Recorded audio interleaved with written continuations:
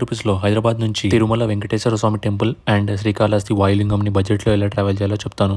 Evening 5:15కి Secunderabad నుంచి తిరుపతికి రాయలసీమ ఎక్స్ప్రెస్లో ట్రావెల్ చేశా. స్లీపర్ టికెట్ కాస్ట్ 430 రూపీస్ అయింది. మార్నింగ్ 6:30కి తిరుపతి రీచ్ అయ్యాను. రైల్వే స్టేషన్ ఆపోజిట్ ఉన్న విష్ణు నివాసంలో ఫ్రెష్ అయ్యి ఫ్రీ బస్ ఎక్కి అలిపిరి మెట్ల దారికి రీచ్ అయ్యాను. అక్కడ ఫ్రీ లగేజ్ డిపాజిట్ కౌంటర్ ఉంటుంది.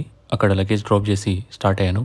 అండ్ మళ్ళీ తిరుమలలో లగేజ్ పికప్ చేసుకోవచ్చు. నడకదారిలో తిరుమల వెళ్ళడం ఒక మంచి ఎక్స్పీరియన్స్, మీరు అస్సలు మిస్ అవ్వకండి. Finally after 4 hours Tirumala reach అయ్యా. రూమ్లో చెక్ ఇన్ అయ్యాను. 100 రూపీస్ ఛార్జ్ చేస్తారు. అండ్ ఫ్రెష్ అయ్యి దర్శన్కి స్టార్ట్ అయ్యాను.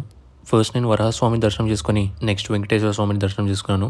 నేను 300 రూపీస్ స్పెషల్ ఎంట్రీ టికెట్ తీసుకున్నాను. సో నాకు దర్శనం 2 hours కంప్లీట్ అయింది. నెక్స్ట్ నేను లడ్డు ప్రసాదం తీసుకున్నాను. నైట్ డిన్నర్ ఫ్రీ అన్నదానం సెంటర్లో తిన్నా. టేస్ట్ చాలా బాగుంది. అండ్ ఇక్కడ బ్రేక్ఫాస్ట్ లంచ్ కూడా ప్రొవైడ్ చేస్తారు. నెక్స్ట్ డే రూమ్ చెక్అవుట్ చేసి లంచ్ తిని శ్రీకాళహస్తికి స్టార్ట్ అయ్యి తిరుమల టు తిరుపతి బస్లో ట్రావెల్ చేసా. 90 రూపీస్ ఛార్జ్ చేస్తారు.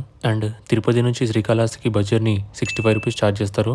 టెంపుల్కి రీచ్ అయ్యా అండ్ పీస్ఫుల్గా 1 hourలో దర్శనం కంప్లీట్ అయింది. మళ్ళీ 65 రూపీస్ ఇచ్చి బస్సులో తిరుపతికి రీచ్ అయ్యాను. రిటర్న్ జర్నీలో ఈవినింగ్ 6:20కి నారాయణాద్రి ఎక్స్ప్రెస్లో ట్రావెల్ చేసా.